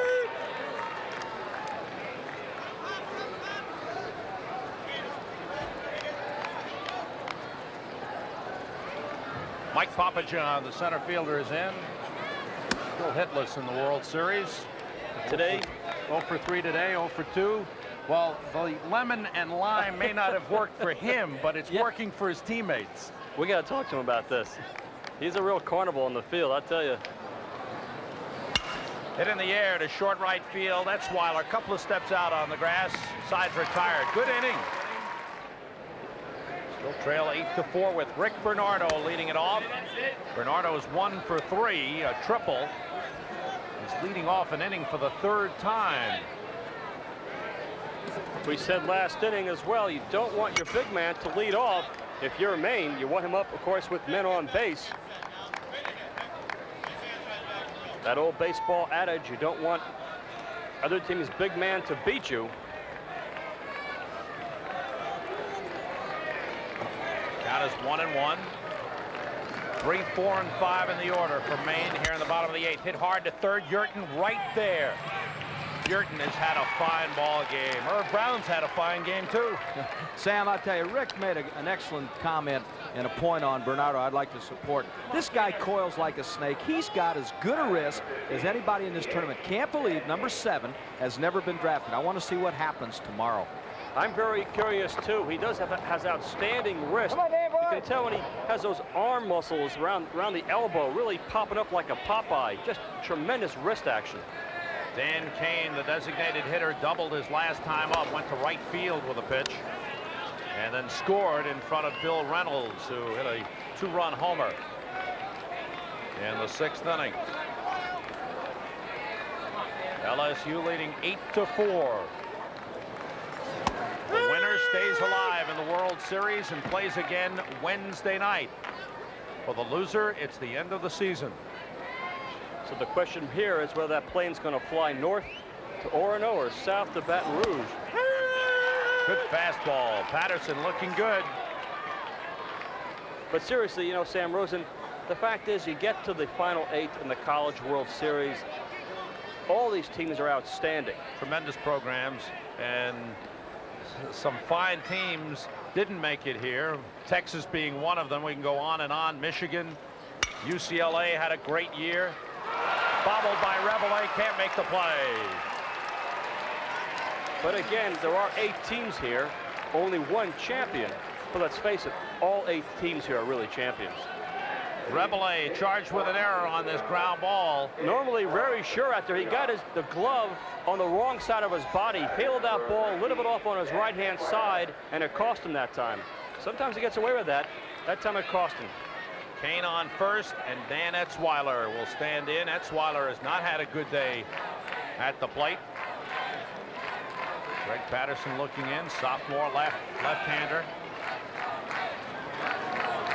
Breaking ball hit hard to right field, a base hit. Kane will hold at second. Maine trying to get something going here. And one thing I've noticed about Maine the last few innings, they're not taking pitches. They want to jump on that first pitch, and that time Etzweiler, who's been relatively quiet all day, saw that curveball hung up there in his face, and he jumped all over it. The Black Bear marching through the stands. Maine fans getting excited here. 2 men on, and here comes Bill Reynolds to the plate.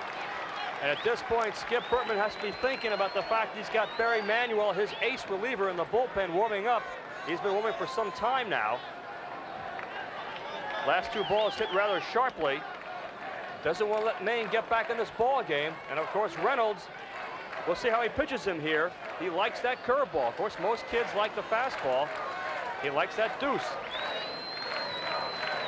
Reynolds 2 for 3, takes the fastball outside.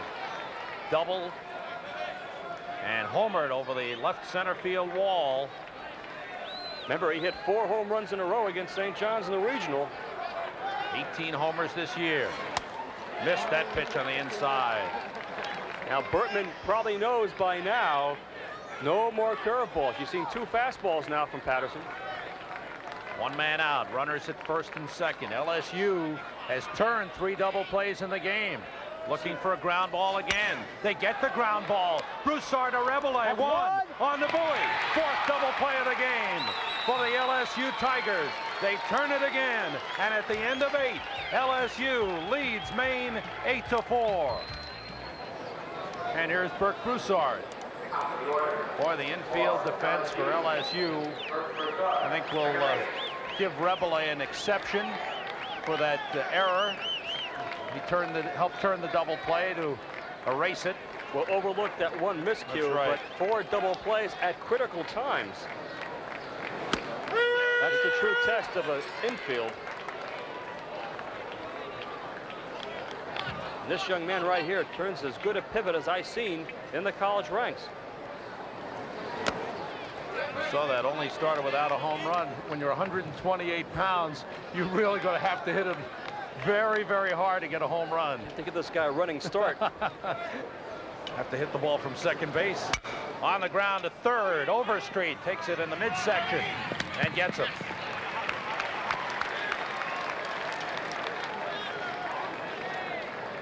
James Overstreet, who came into the ball game, replacing Mike Dutel, the starting third baseman. Here's Jeff Reveille. Had an outstanding ball game. Couple of base hits. Senior shortstop. Co-captain, the leader out on the field. It's got that, for the LSU Tigers. It's got that Cajun name, Rebele. From Kettering, Ohio. Oh, I love that. 8 runs, 8 hits, 1 error for LSU. 4 runs, 10 hits, 2 errors for Maine.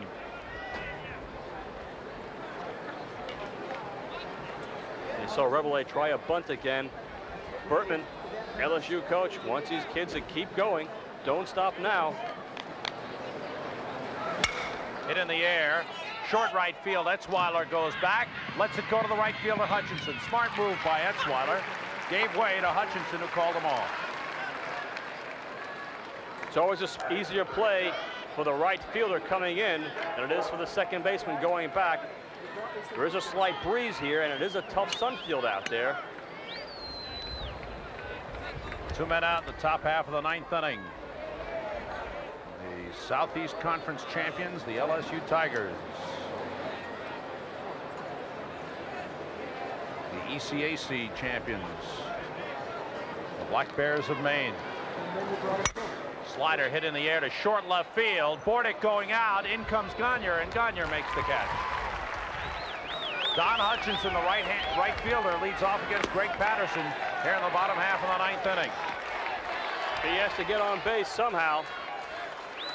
We want to get around to the top of the order. He's the number 7 man in the order.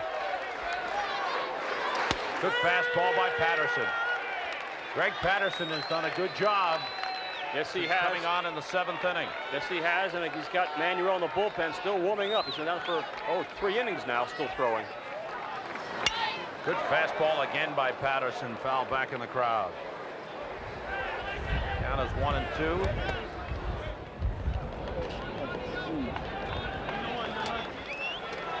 Wind is picked up and is blowing in from left field.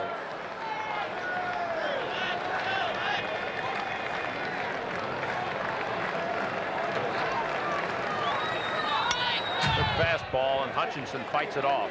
The wind just picked up out of nowhere. It's at a pretty good, almost a gale force blowing directly in from left center field. See the flag there. That does not help the Black Bears' cause at the plate. That wind now blowing in.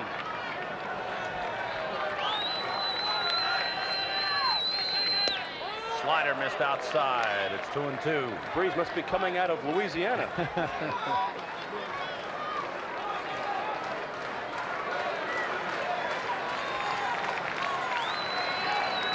It's been a beautiful day for baseball here in Omaha, Nebraska. Just missed low. Yeah, like the way this Hutchinson hangs in there against the left-hander. He's not giving an inch. Freshman from Natick, Massachusetts, Don Hutchinson. 3-2. Fouls another one off. Seem to recall a pretty good football player from Natick, Doug Flutie. Not bad. This Maine team should be pointed out. A lot of good players that could be back depending on the draft situation tomorrow. Etzweiler and Bordick are juniors. Dutel is a freshman. Hutchinson's a freshman. LaPierre's a sophomore. Hit hard down the left field side. Deep, but slicing foul into the crowd. Yeah, but regardless of the draft, Bernardo is gone. Gone. Reynolds has gone too. Right. Two key players. The pitching staff, most of them will be back. Plimpton is a sophomore. Scott Morse is a junior. Perhaps this youngster will get a scholarship. Lubier's a junior. Again, Hutchinson fouls it off. LeBlanc is a junior. The key men. Powers, their ace reliever, is a junior. If I can make a generalization, when it comes to recruiting college players, I think most coaches would agree with me. It's a lot tougher to find good pitchers than it is to find good hitters. So if you have the meat of your pitching staff coming back, you're in good shape. Full count pitch again. And Hutchinson fights off another. Doing a real good job at the plate. Battling Greg Patterson. These Black Bears won't give an inch. This kid just hanging in there. Just trying to find a little contact. Slapped that ball left field. Up the middle. Rebele just can't handle it. hopped up at the last minute. Tough chance. Should be a base hit. What a job Hutchinson did at the plate. He forced Patterson to throw 11 pitches. That's what I want to do is make him work out there. Now, Reveille did an outstanding job getting to this ball. Most shortstops in college wouldn't even get a glove on this.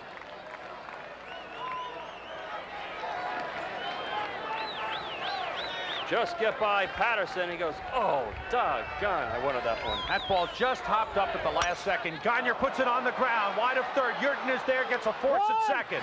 They won't get to this time. Ball was hit too slowly, but Yurton showing good range at third base, getting over there to make the play at second. Yurton is really a very, very excellent third baseman. Came and got that ball. No question in his mind he was going to Broussard on this ball in this force out. Here it comes. And Broussard getting a little bit ambitious there for another double play. Can't really blame him, though. That's Yurton. What a ball game he's had. 4 for 4. 2 singles, a double, a home run, 5 RBIs, and some outstanding plays in the field. James Overstreet up. Good breaking ball from Patterson. And I'm a little bit surprised, Sam, that you saw Gagne swing at the first pitch. Now we see Overstreet swing at a curveball. Especially after they made Patterson, or Hutchinson made Patterson work so hard. Sure, make him sweat out there. Put a little pressure on him. Got the breaking ball over. So Patterson, who'd been throwing a lot of hard stuff, goes to the breaking ball, and he's 0-2 on Overstreet with 1 out. Bottom half of the 9th inning, and LSU leading 8-4. Skip Bertman giving the signs to his catcher, Rob Leary. Fastball missed, but not by much. You know, when Skip gives those signs, he's not only just calling the pitch, he's also telling Rob Leary the location, inside, out, wherever he wants it.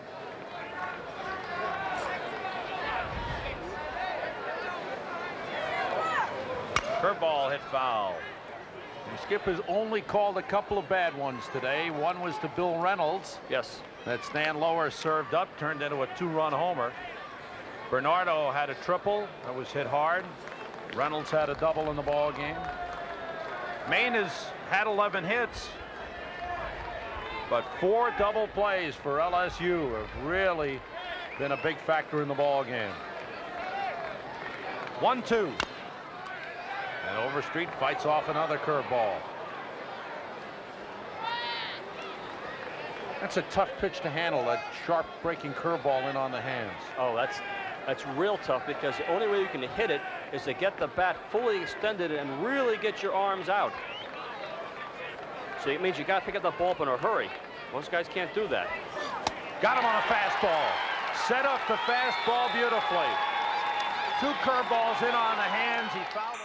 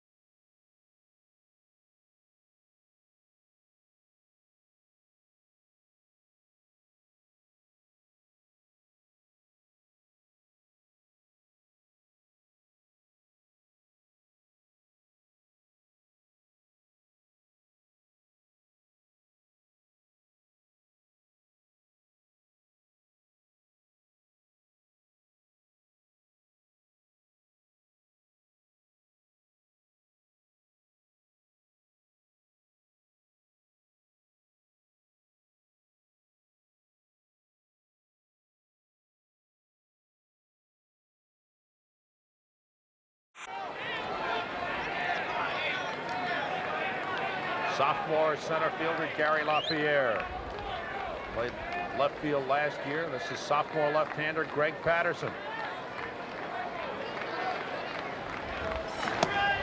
Down low. John Winken, 40 years coaching baseball. What an outstanding man. What a great career. 12 years at Maine, and 6 times he's brought his teams to the NCAA College World Series. Fastball hit in the air to short right field. Long run for Boyd. It's slicing away, but he makes the catch. And the ball game is over. The Tigers of LSU stay alive in the NCAA College World Series as they defeat the Black Bears of Maine 8-4.